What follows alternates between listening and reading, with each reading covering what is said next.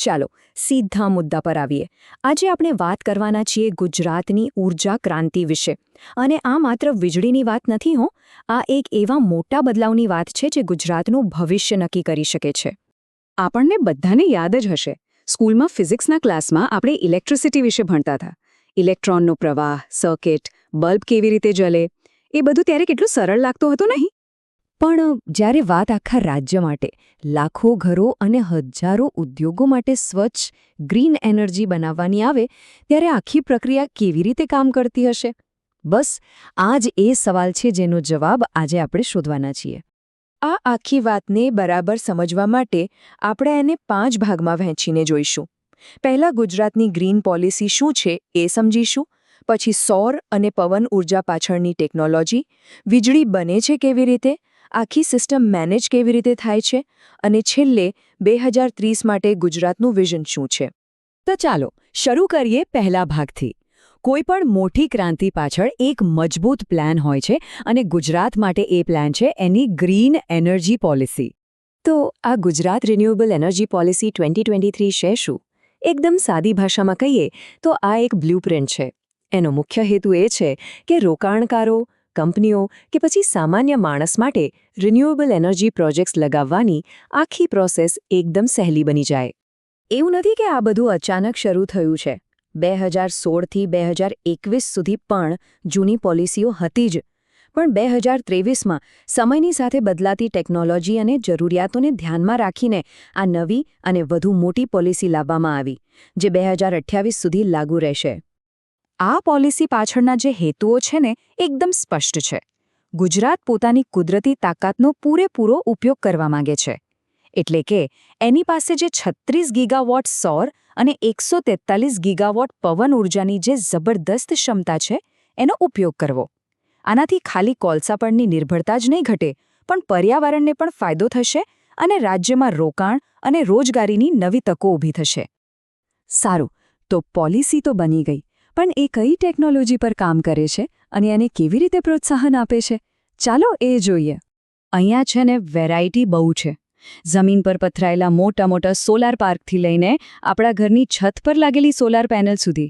એટલું જ નહીં, પાણી પર તરતા અને કેનાલ ઉપર બનેલા સોલાર પ્રોજેક્ટ્સ અને પવનચક્કીઓ બધું જ આમાં આવી જાય છે. પણ સૌથી રસપ્રદ છે વિન્ડ સોલાર હાઇબ્રિડ પ્રોજેક્ટ્સ. જુઓ, હાઇબ્રિડ પ્રોજેક્ટ્સ મુખ્યત્વે 2 પ્રકારના છે. ટાઈપ એ એટલે સમજો કે તમારી પાસે પહેલેથી જ પવનચક્કીઓનું એક ફાર્મ છે અને તમે એમાં જે ખાલી જગ્યા પડી છે ત્યાં સોલાર પેનલ્સ લગાવી દો. જ્યારે ટાઈપ બી એટલે શરૂઆતથી જ એક એવો પ્લાન્ટ બનાવો જેમાં પવન અને સૂર્ય બંનેની શક્તિનો સાથે ઉપયોગ થાય. આનાથી જમીનનો અને ટ્રાન્સમિશન લાઇનનો બેસ્ટ ઉપયોગ થાય છે. ચલો, પોલિસી સમજાઈ ગઈ, ટેકનોલોજી પણ જોઈ લીધી, પણ અસલી સવાલ એ છે કે જો કોઈ વ્યક્તિ કે કંપનીને આવો પ્રોજેક્ટ બનાવવો હોય તો એ કેવી રીતે કરી શકે?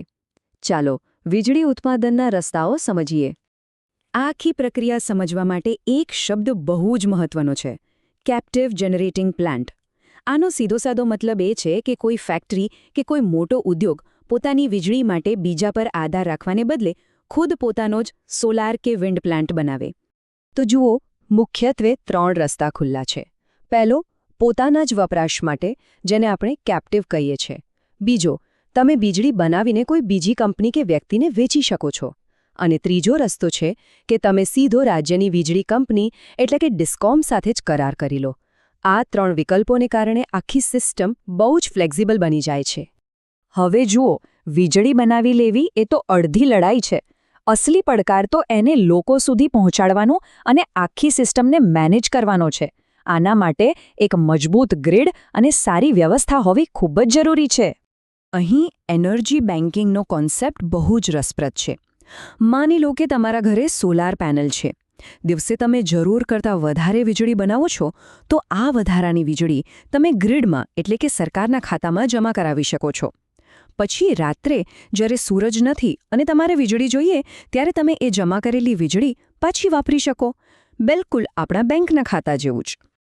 હા, આ ગ્રીડ વાપરવાના અમુક ચાર્જ તો લાગે જ, જેમ કે ટ્રાન્સમિશન અને વ્હીલિંગ ચાર્જ. પણ અહીંયા સૌથી મોટો ફાયદો શું છે ખબર છે?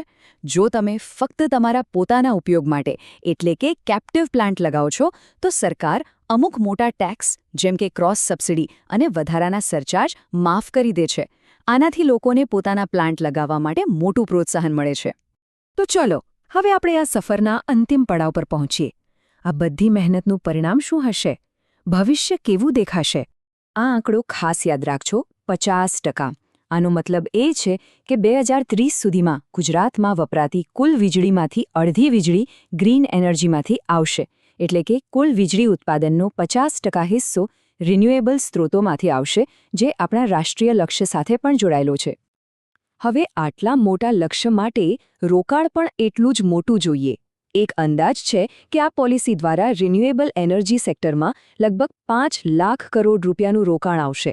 આ રકમ કેટલી મોટી છે એનો અંદાજ એ વાત પરથી લગાવી શકાય કે આ રાજ્યના વાર્ષિક બજેટ કરતાં પણ ઘણી વધારે છે. અને આટલા મોટા પ્રોજેક્ટ્સ માટે જમીન પણ તો જોઈએ ને? કેટલી? લગભગ 4 લાખ એકર. જરા વિચારો, અમદાવાદ શહેરના ક્ષેત્રફળ કરતાં પણ મોટા વિસ્તારમાં ગ્રીન એનર્જી પ્રોજેક્ટ્સ સ્થાપવામાં આવશે. આ આંકડાઓ જ બતાવે છે કે આ યોજના કેટલી વિશાળ છે. તો આપણે જોયું કે ગુજરાત કેવી રીતે એક આખી યોજના સાથે, નવી ટેકનોલોજી સાથે અને એકદમ સ્પષ્ટ વિઝન સાથે ઊર્જાના ક્ષેત્રમાં એક મોટી છલાંગ લગાવી રહ્યું છે. આ બધું જોયા પછી મનમાં એક સવાલ તો આવે જ છે.